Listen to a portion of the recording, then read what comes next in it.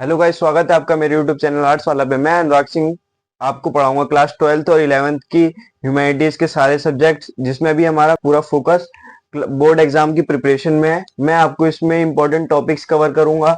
इसमें जो मैं नोट्स बनाऊंगा आपके लिए, उसकी पीडीएफ मैं अपने टेलीग्राम पे डाल दूंगा। टेलीग्राम का लिंक मैं वीडियो के डिस्क्रिप्शन में डाल दूंगा। और मैं आपके लिए स्ट्रेटेजीज बनाऊंगा, कैसे आपको पढ़ना है, कैसे लास्ट मिनट में आपको अपने लो मार्क्स को हाई मार्क्स में इम्प्रूव करना है। उसके लिए मैं आपको इम्पोर्टेंट क्वेश्चन आंसर जो होंगे उसकी पीडीएफ में आपको टेलीग्राम में भेज दूंगा। वहां से आप डाउनलोड कर लीजिएगा। उसके लिए वीडियोस बना दूंगा, और जो भी हमारे वीडियोस होंगे उसको आप सीक्वेंस में देखिए। और मैंने आपके लास्ट में रिवीजन सीरीज बनाई है। सीरीज में मैं हिस्ट्री, पॉलिटी, ज्योग्राफी, जो जो आर्ट्स के जितने भी सब्जेक्ट हैं उसमें जो सिलेबस आ रहा है सबको अच्छे से कवर करूंगा, चार्ट वाइज बना के। उसको आप अच्छे से देखिएगा, हर एक वीडियो को आप सीक्वेंस में देखिएगा, जिससे कि आपके डाउट क्लियर हो सके और जो भी आपको नहीं पता उसके बारे में आपको जानकारी प्राप्त हो सके। और अगर आपको वीडियो अच्छे लगे तो हमारी सीरीज के प्लेलिस्ट का लिंक आप अपने फ्रेंड्स के पास शेयर कर दीजिए। अब हम आगे स्टार्ट करते हैं अपनी वीडियो को। सो गाइस, आज की वीडियो को स्टार्ट करते हैं। आज हम पढ़ेंगे पॉलिटिकल साइंस का चैप्टर 2, सत्ता के वैकल्पिक केंद्र। इसमें हम इंपॉर्टेंट टॉपिक्स ये पढ़ेंगे, यूरोपीय संघ क्या होता है, यूरोपीय संघ की विशेषताएं, और यूरोपीय संघ में क्या क्या हुआ, यूरोपीय संघ कैसा है, उसका देश, उसका झंडा कैसा है, वहां की बातें पढ़ेंगे यूरोपीय संघ की। और उसके बाद हम नेक्स्ट टॉपिक पढ़ेंगे दक्षिण पूर्व एशियाई राष्ट्रों का संघ, जिसे आसियान कहते हैं। हम आसियान के बारे में पढ़ेंगे, आसियान की विशेषताएं, आसियान के बारे में जितने भी इंपॉर्टेंट टॉपिक्स होंगे हम उसे कवर करेंगे। और उसके बाद हम पढ़ेंगे चीन का एक आर्थिक शक्ति के रूप में उत्थान, मतलब कि चीन एक आर्थिक शक्ति के रूप में उभरा था, वो कैसे हुआ, उसने अपना विकास कैसे किया, ये सब पढ़ेंगे। और उभरती शक्तियों के रूप में जापान और दक्षिण कोरिया के बारे में भी पढ़ेंगे। और सो गाइस, हम अपनी वीडियो को स्टार्ट करते हैं। पहला टॉपिक होगा हमारा यूरोपीय संघ। सो गाइस, हमारा नेक्स्ट टॉपिक यूरोपीय संघ स्टार्ट होता है। यूरोपीय संघ मुख्यतः यूरोप में स्थित 27 देशों का एक आर्थिक एवं राजनीतिक मंच है, जिनमें आपस में प्रशासकीय साझेदारी होती है, जो यूरोपीय संघ के सभी या कई राष्ट्रों पर लागू होती है। मतलब कि यह एक राजनीतिक और आर्थिक मंच है यूरोपीय संघ, जो यूरोपीय संघ के देशों को आपस में प्रशासनिक साझेदारी करने के लिए सहायता करती है। और इसे यूरोपीय संघ को पढ़ने से पहले हम उसके बारे में पढ़ेंगे, मार्शल योजना के बारे में। अमेरिका ने यूरोप की अर्थव्यवस्था के पुनर्गठन के लिए जबरदस्त आर्थिक मदद की। इसे मार्शल योजना के नाम से जाना जाता है। इसकी घोषणा 1948 में की गई थी, और इस योजना का नामकरण अमेरिकी विदेश मंत्री सर जॉन मार्शल के नाम पे किया गया था। इसका मूल उद्देश्य था यूरोप के क्षतिग्रस्त राष्ट्रों पर आर्थिक स्थिति में सुधार लाना। अब हमारा नेक्स्ट टॉपिक है यूरोपीय आर्थिक सहयोग संगठन।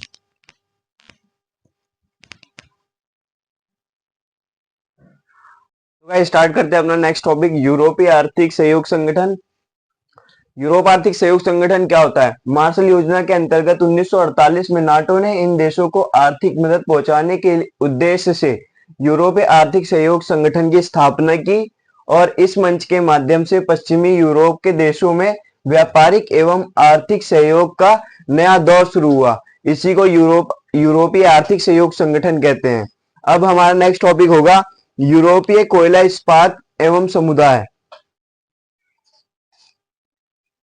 सो गाइस, हमारा नेक्स्ट टॉपिक है यूरोपीय कोयला एवं इस्पात समुदाय।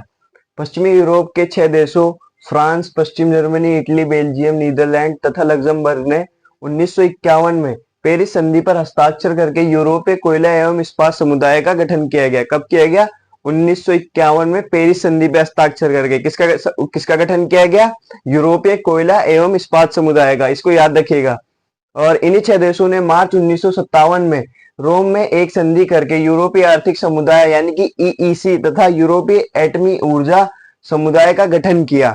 1957 में, मार्च 1957 में इन्हीं 6 देशों ने मिलकर रोम में एक संधि करके यूरोपीय आर्थिक समुदाय मतलब कि ईईसी, यूरोपियन इकोनॉमिक कम्युनिटी, और तथा यूरोपीय एटमी ऊर्जा समुदाय का गठन किया।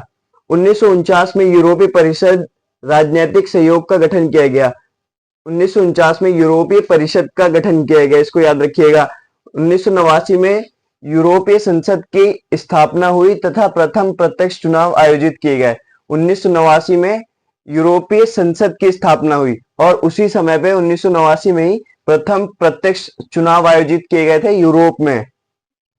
और संसद के गठन के बाद यूरोपीय आर्थिक समुदाय ने राजनीतिक स्वरूप लेना शुरू कर दिया। मतलब कि जो संसद का गठन हो गया यूरोप में, तो वहां की जो यूरोपीय आर्थिक समुदाय थी उसने राजनीति में हस्तक्षेप करना शुरू कर दिया, वहां के निर्णयों को संभालना शुरू कर दिया। 1985 में शांगेन संधि के अनुसार समुदाय में शामिल सदस्यों के बीच सीमा नियंत्रण को समाप्त करने की घोषणा की गई। मतलब जो इसमें इंपॉर्टेंट बात क्या है, 1985 में शांगेन संधि हुई, 1989 में यूरोपीय संसद की स्थापना हुई और इसी समय पे प्रथम प्रत्यक्ष चुनाव आयोजित किए गए थे। 1949 में यूरोपीय परिषद की स्थापना की गई।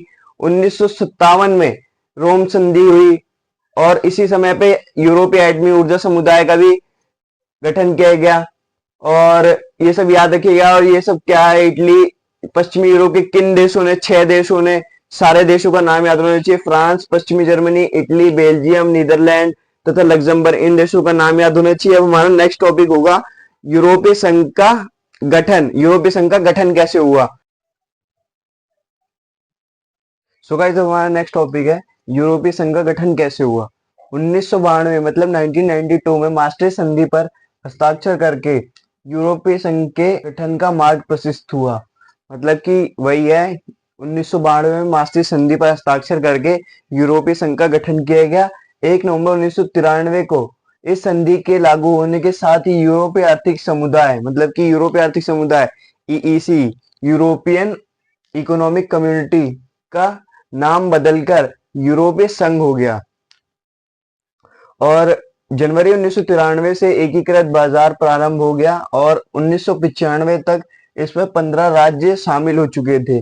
2002 में 12 सदस्यों ने नई मुद्रा यूरो को अपना लिया था। यूरोपीय संघ की मुद्रा, ये आ जाता है क्वेश्चन कई बार कि यूरोपीय संघ की मुद्रा का नाम बताइए। यूरोपीय संघ की मुद्रा का नाम था यूरो। तो 2002 में 12 सदस्यों ने नई मुद्रा यूरो को अपना लिया था। यूरोपीय संघ में 2013 में क्रोएशिया शामिल हुआ जो कि 28वां सदस्य देश बना। 2016 में ब्रिटेन में जनमत संग्रह हुआ जिसके तहत 51.9% मतदाताओं ने फैसला किया कि ब्रिटेन यूरोपीय संघ से बाहर होगा, ब्रेक्जिट होगा, BR एग्जिट। ये लिखा है ना, BR एग्जिट, मतलब कि 51.9% मतदाता जो वहां की ब्रिटेन की जनता थी 2016 में जब वहां पे जनमत संग्रह हुआ तो 51.9% मतदाताओं ने फैसला किया कि यूरोपीय संघ से ब्रिटेन को बाहर हो जाना चाहिए, मतलब कि BR एग्जिट, मतलब ब्रिटेन को एग्जिट हो जाना चाहिए यूरोपीय संघ से। फिर 2017 में ये पूरी तरह से बाहर हो गया। वर्तमान में यूरोपीय संघ में 27 देश शामिल है। अब हम आगे पढ़ेंगे यूरोपीय संघ के नए देश, पुराने देश, यूरोपीय संघ का झंडा, यूरोपीय संघ का मुख्यालय कहाँ पे है। सो गाइस, अब हम आगे इसको कंटिन्यू करते हैं।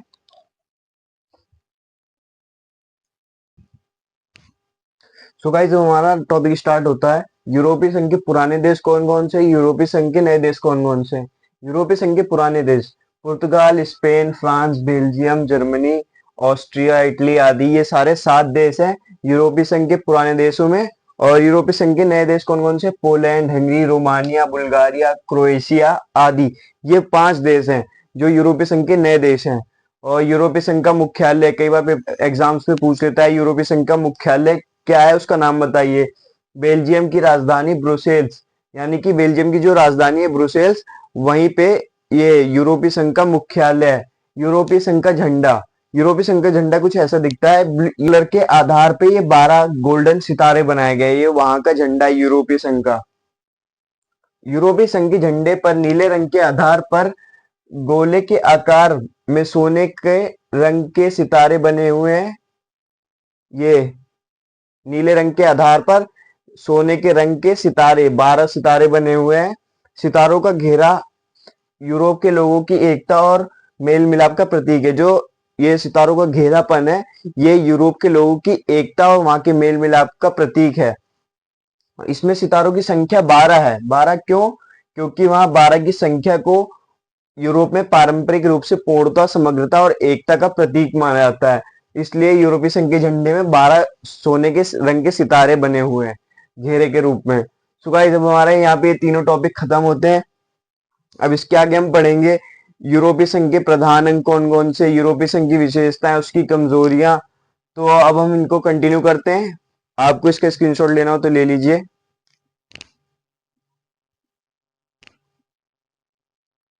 सो गाइस, हमारा नेक्स्ट टॉपिक है यूरोपीय संघ के गठन के उद्देश्य। यूरोपीय संघ के गठन के उद्देश्य क्या थे?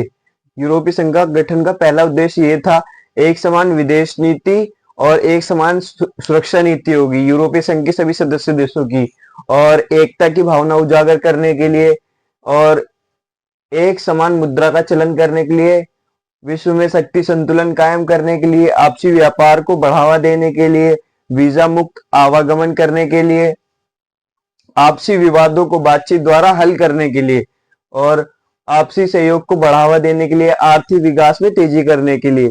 मतलब कि इसको ऐसे, पहले आपको क्या लिखना है, जैसे अगर ये क्वेश्चन आपके एग्जाम में आया तो क्वेश्चन पूछेगा यूरोपीय संघ के गठन के क्या क्या उद्देश्य थे, बताइए विस्तार से। तो पहले आपको लिखना होगा प्रस्तावना, उसमें यूरोपीय संघ के बारे में लिखोगे आप, यूरोपीय संघ क्या है, कैसे बना, उसका गठन कैसे हुआ, कितने देश है, उसका मुख्यालय, ये सब लिखोगे। प्रस्तावना के बाद फिर आप ऐसे लिखोगे यूरोपीय संघ के गठन के निम्नलिखित उद्देश्य हैं। लिखने के बाद ऐसी आप चार्ट्स बनाओगे। अगर 6 नंबर का होगा ना तो उसमें 5 या 4 पॉइंटों को एक्सप्लेन करना, बाकी लिखना आपको सारे ऐसे चार्ट्स बना के हैं। और लास्ट में एंड करते हुए आपको उस क्वेश्चन के एंड में निष्कर्ष लिखना है, इससे आपका एक भी मार्क्स नहीं कटेगा। तो यूरोपीय संघ के गठन के उद्देश्य हो गए, और यह है ब्रिटेन और फ्रांस यूरोपीय संघ में। यूरोपीय संघ के 2 सदस्य देश सुरक्षा परिषद के स्थायी सदस्य हैं। मतलब ब्रिटेन और फ्रांस यूरोपीय संघ की जो सुरक्षा परिषद है उसके स्थायी सदस्य हैं। 1945 में यूरोपीय देशों को बर्बादी की मार झेलनी पड़ी, और अंतरिक्ष और विज्ञान प्रौद्योगिकी के मामले में ये दोनों देश दूसरे नंबर पे हैं। और अब इसके आगे हम पढ़ेंगे यूरोपीय संघ के प्रधान अंग और यूरोपीय संघ की विशेषताएं। सो गाइस, कंटिन्यू करते हैं इसको।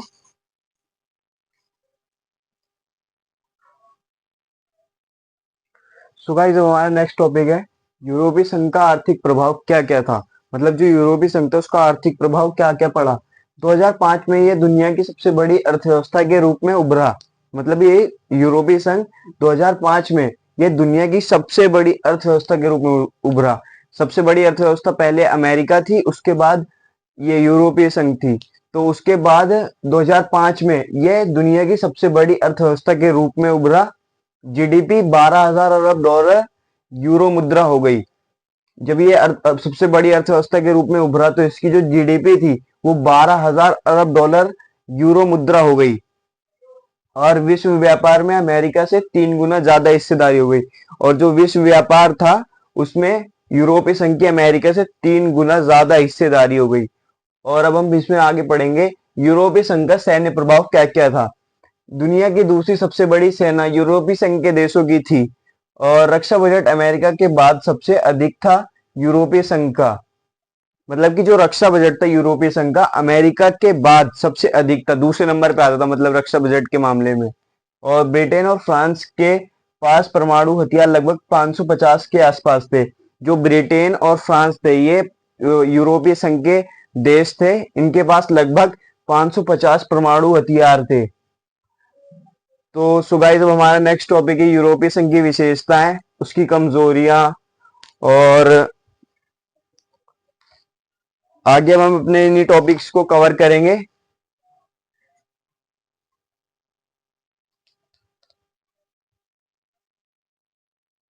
सो गाइस, आज के लिए इतना काफी है। मिलते हैं नेक्स्ट वीडियो में। अगर आपको वीडियो अच्छा लगा हो तो लाइक शेयर एंड सब्सक्राइब करना ना भूलें। और जो मैंने आपके लिए एक सीरीज चलाई है लास्ट मिनट रिवीजन सीरीज, उसका लिंक आप अपने एक फ्रेंड के साथ जरूर शेयर कीजिए ताकि वो भी अपनी लास्ट टाइम में रिवीजन अच्छे से कर सके और बोर्ड में अच्छे से एग्जाम को अटेंड कर सके। जय हिंद, जय Bharat, love you all guys.